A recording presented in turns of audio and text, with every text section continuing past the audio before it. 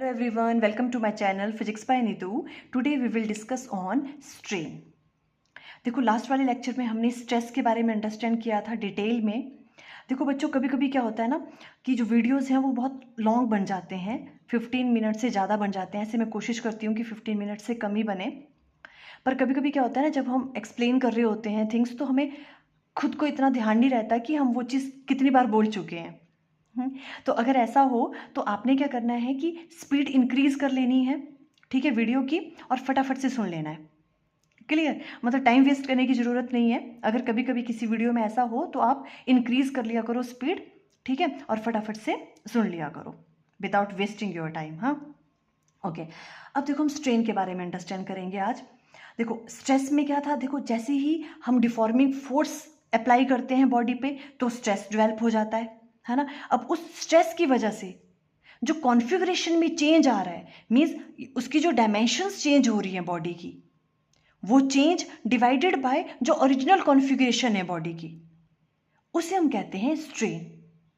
देखो क्या कहा हमने, जैसे ही मान लो आपने कोई स्प्रिंग है, ठीक है, अब उसमें क्या किया हमने, जैसे ही उसको स्ट्रेच किया, ठीक है, स्ट्रेच कर रहे हैं तो क्या हो जा रहा है, उसमें क्या होता है, स्ट्रेस डेवलप हो रहा है ना. स्ट्रेस डेवलप होने की वजह से क्या हो रहा है, देखो हमने इसको क्या किया, स्ट्रेच किया, तो उसकी लेंथ क्या हो रही है, इंक्रीज हो रही है. मीन्स उसकी कॉन्फ़िगरेशन, उसकी डायमेंशंस क्या हो रही हैं, चेंज हो रही हैं, है ना. तो जितना चेंज आया, पहले लेंथ इतनी थी, आपने उसको स्ट्रेच किया, जो चेंज आ रहा है लेंथ में, ठीक है, ये जो चेंज आ रहा है, फिर उसके बाद डिफॉर्मिंग फोर्स हटा दी तो ओरिजिनल कॉन्फ़िगरेशन में वापस चला जाएगा.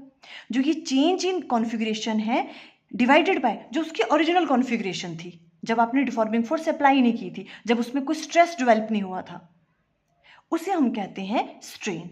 ठीक है, तो देखो किस तरह से राइट डाउन करेंगे, the ratio of change in configuration, या आप कह सकते हो change in dimensions to the original configuration is called strain.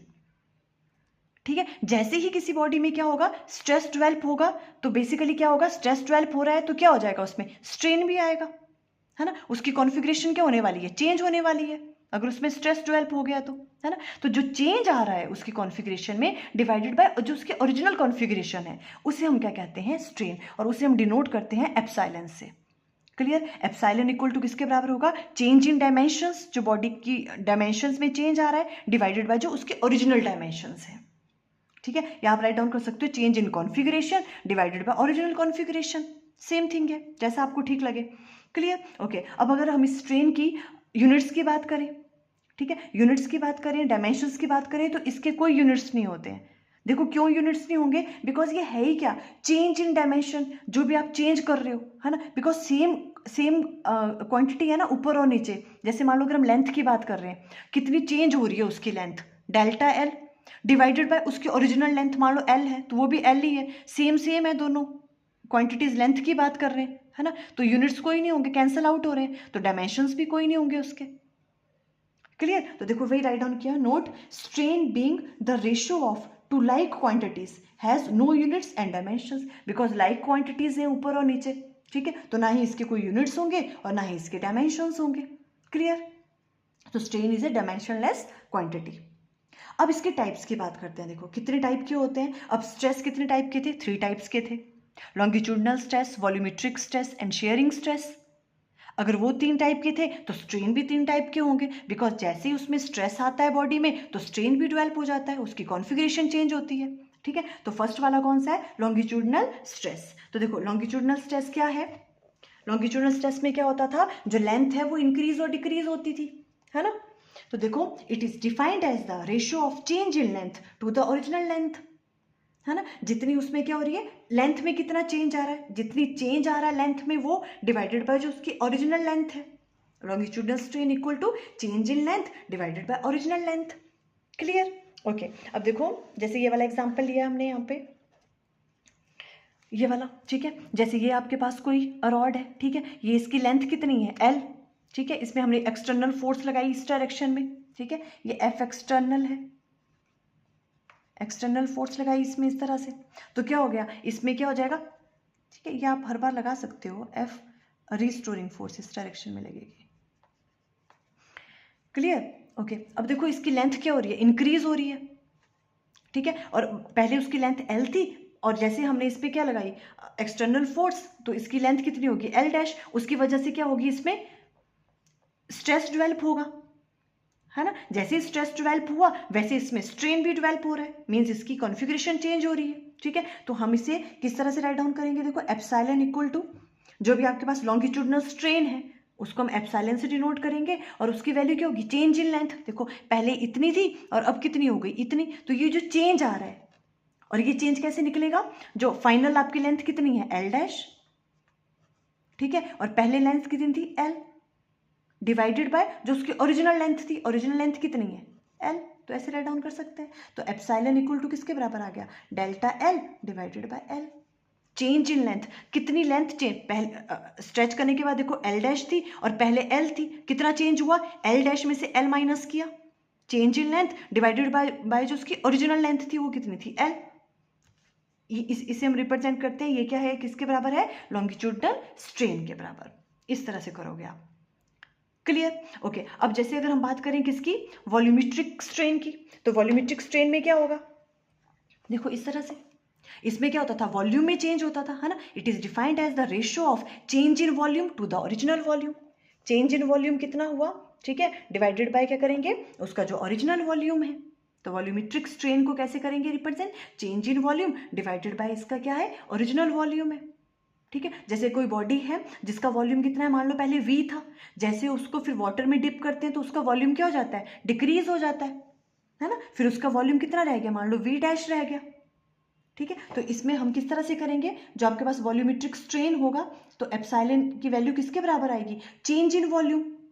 Change in volume क्या होगा यहाँ पे देखो v dash minus v equal to जो उसका ओरिजिनल वॉल्यूम था, ठीक है। तो ये किसके बराबर आ जाएगा डेल्टा v जो चेंज इन वॉल्यूम है डिवाइडेड बाय जो उसका ओरिजिनल वॉल्यूम था, क्लियर, ओके। अब देखो यहाँ पे हम मैक्सिमम टाइम ना नेगेटिव साइन यूज करते हैं ऑलवेज, ठीक है। तो आपको याद रखना है, देखो नेगेटिव साइन क्यों लगा रहे हैं, क्योंकि हर बार जो वॉल्यूम है ना वो क्या हो रहा है डिक्रीज हो रहा है उसका। जैसे हम किसी बॉडी को वाटर में डिप करते हैं ना तो उसका वॉल्यूम क्या हो जाता है डिक्रीज ही होना है। देखो पहले ज़्यादा था फिर क्या होगा कम होगा उसका वॉल्यूम, कभी इंक्रीज नहीं होता, ठीक है। तो जो ये वाला जो वॉल्यूम है चेंज इन वॉल्यूम ये कैसा रहेगा हमेशा नेगेटिव। देखो नेगेटिव कैसे रहेगा, मान लो पहले इसका वॉल्यूम कुछ भी है, मान लो 5 है, फिर जब इसको इसके अंदर डिप किया तो कितना रह गया 3 रह गया, है ना।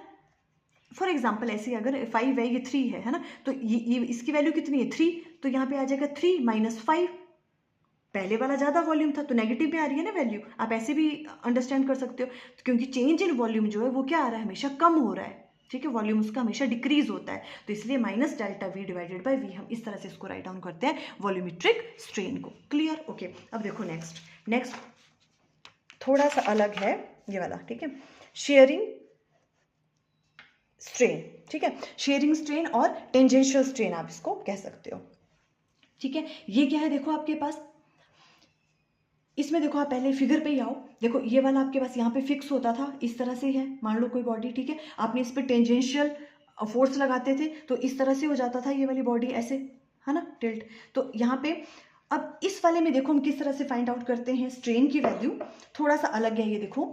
तो इसमें हम किसके बराबर लेते हैं, जो शेयरिंग स्ट्रेन होता है कितनी डिस्प्लेस हुई है बॉडी, देखो पहले ऐसे थे ये वाली, है ना, अब ये जैसे हमने इस पर टेंजेंशियल फोर्स लगाई, यही होता ना जो टेंजेंशियल स्ट्रेस होता था, हम उसमें फोर्स कैसे लगाते थे टेंजेंशियली लगाते थे, है ना। तो इसकी वजह से जो इसमें कॉन्फ़िगरेशन में चेंज होगा, है ना, तो क्या चेंज हो रहा है देखो, ये बॉडी कितनी डिस्प्लेस हुई, यहाँ से पहले ऐसी थी इतना चेंज हो रहा है, पहले ऐसी थी ये, जैसे हमने इस पर टेंजेंशियल फोर्स लगाई ये बॉडी कैसे कर गई टिल्ट कर गई इस डायरेक्शन में, है ना। तो ये चेंज आ रहा है, इसको मान लो ये कितना है डेल्टा एक्स के बराबर है, जो ये चेंज है, जो ये डिस्प्लेस हुई बॉडी, ठीक है। और ये वाला जो है ये मान लो इसका क्या है परपेंडिकुलर डिस्टेंस है, जो आपके पास डिस्प्लेस हुआ सरफेस उसका जो फिक्स सरफेस से जो डिस्टेंस है वो क्या होगा परपेंडिकुलर डिस्टेंस, उसे हमने एल से डिनोट कर दिया हुआ है, ठीक है।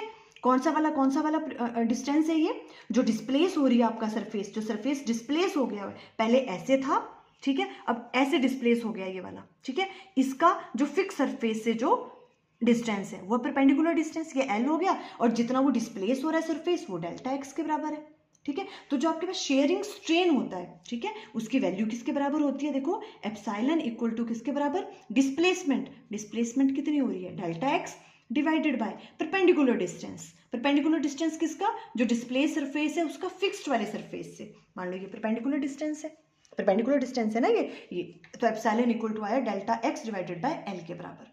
क्लियर हो गया? ओके, यही यहाँ पे देखो राइट डाउन किया इन्होंने, क्या है? It is defined as the ratio of displacement of a surface under a tangential force to the perpendicular distance of the displaced surface from the fixed surface। perpendicular distance displaced surface का fixed surface से, ठीक है? और ये क्या है? कितना वो डिस्प्लेस हुआ, divided by perpendicular distance. Clear है? ओके, अब देखो इसको बुक में इस तरह से भी राइट डाउन किया है, ये अंडरस्टैंड कर लो थोड़ा। मान लो उन्होंने कहा ये वाला एंगल जो है, अगर ये एंगल क्या है? थीटा है, ठीक है? तो हम इसको एक और तरीके से भी राइट डाउन कर सकते हैं। देखो कैसे? अगर ये थीटा है तो देखो हम यहाँ पे राइट डाउन कर सकते हैं टेन थीटा इक्वल टू, देखो अगर टेन थीटा की वैल्यू यहाँ से निकालें तो क्या होता है? टेन थीटा किसके बराबर होता है? परपेंडिकुलर अपॉन बेस, है ना? तो थीटा के सामने वाला क्या होता है? परपेंडिकुलर, है ना? ये परपेंडिकुलर हुआ तो डेल्टा एक्स, ये हम थीटा की फॉर्म में कह रहे हैं, ठीक है? ये हो गया। अगर हम थीटा की फॉर्म में राइट डाउन करें तो टेन थीटा कैसे निकालेंगे? यहाँ से perpendicular delta x upon base. देखो ये क्या, ये आपके पास ये परपेंडिकुलर, परपेंडिकुलर के सामने वाला क्या होता है? हाइपोटेन्यूज, तो ये वाला आपके पास बेस हो गया, ये वाला बेस है ना? और बेस किसके बराबर है? एल, है ना? राइट डाउन कर सकते हैं। परपेंडिकुलर कौन हो गया? Perpendicular delta X divided by base कितना आपके पास? एल। तो देखो delta X divided by L, इसे हम टेन थीटा के बराबर भी राइट डाउन कर सकते हैं, कोई प्रॉब्लम? ओके, अब देखो इसको हम टेन थीटा को राइट डाउन कर सकते हैं थीटा के बराबर, theta equal to delta X divided by delta L. देखो इस तरह से भी हम राइट डाउन कर सकते हैं इस वाले फॉर्मूले को, जो आपके पास शेयरिंग स्ट्रेन है, theta equal to delta X divided by L, ठीक है? अब आप कहो कि हमने टेन थीटा को थीटा क्यों राइट डाउन कर लिया? देखो आपको एक बात हमेशा याद रखनी है, इसको रफ वर्क में करना, 12th में भी काम आएगा ये, आपने मैथ्स में पढ़ा भी होगी ये वाली चीज़। देखो जब थीटा की वैल्यू बहुत कम होती है, देखो ये जो शेयरिंग स्ट्रेन है, जो भी चेंज आ रहा है यहाँ पे, ये थीटा की वैल्यू बहुत कम होगी। ऐसा तो नहीं कि बहुत ही ज़्यादा चेंज हो जाएगा वो जब आप फोर्स अप्लाई कर रहे हो, तो थीटा की वैल्यू क्या है? बहुत कम है। जब थीटा की वैल्यू बहुत ज़्यादा कम होती है ना, तो हम टेन थीटा की जगह थीटा राइट डाउन कर लेते हैं, और साइन थीटा की जगह थीटा राइट डाउन कर सकते हैं अगर थीटा की वैल्यू कैसी है? बहुत कम होती है। तो आपको याद रखनी है वाली बात, ठीक है? इफ आप राइट डाउन कर देखो, if value of theta is very small, तो हम क्या राइट डाउन कर सकते हैं? टेन थीटा किसके बराबर राइट डाउन कर सकते हैं? हम थीटा के बराबर, ठीक है? आप एक चीज़ और भी आपने पढ़ी होगी, देखो मैथ्स में, जैसे हम बोलते हैं लिमिट अगर theta approaches to zero, means theta बहुत ज़्यादा कम है, अगर थीटा अप्रोचेस टू जीरो, तो जो टेन थीटा होता है ना डिवाइडेड बाय थीटा, इसकी वैल्यू 1 के बराबर लेते हैं हम। आपने मैथ्स में पढ़ा होगा या आपने पढ़ना होगा, ठीक है? लिमिट अगर थीटा अप्रोच कर रहा है जीरो को, थीटा बहुत कम है, तो ten theta divided by theta 1 के बराबर होता है, ठीक है? और यहाँ ऐसा ही हो रहा है, बिकॉज थीटा बहुत स्मॉल है ना? तो टेन थीटा को हम राइट डाउन कर सकते हैं किसके बराबर? Ten theta divided by theta किसके बराबर आ गया? 1 के बराबर, है ना? तो यहाँ से टेन थीटा किसके बराबर आ गया? थीटा के बराबर। देखो जब थीटा की वैल्यू बहुत ज़्यादा कम है तो टेन थीटा को हम राइट डाउन कर सकते हैं थीटा के बराबर, because limit theta approaches to zero, tan theta divided by theta को 1 के बराबर राइट डाउन कर सकते हैं। जब ये 1 के बराबर होगा तो टेन थीटा किसके बराबर होगा? थीटा। तो टेन थीटा की जगह हम क्या राइट डाउन कर सकते हैं? Simply theta. यही साइन थीटा के लिए भी होता है, ठीक है? तो आपको हमेशा याद रखना है, अगर थीटा की वैल्यू बहुत कम है, ठीक है, तो हम टेन थीटा को राइट डाउन कर सकते हैं थीटा के बराबर, और साइन थीटा को राइट डाउन कर सकते हैं थीटा के बराबर। तो इस वजह से हम यहाँ थीटा इक्वल टू इसके बराबर भी राइट डाउन कर सकते हैं। तो देखो आज हमने स्ट्रेन के बारे में अंडरस्टैंड किया, है ना? 3 टाइप्स के स्ट्रेन होते हैं। लॉन्गिट्यूडिनल स्ट्रेन जो change in length divided by original length होता है, volumetric strain change in volume divided by original volume, है ना? और उसके बाद हमने पढ़ा किसके बारे में? शेयरिंग स्ट्रेन के बारे में, और उसकी वैल्यू किसके बराबर होती है? Displacement divided by perpendicular distance. I think आपको क्लियर हो गया। Okay, thank you.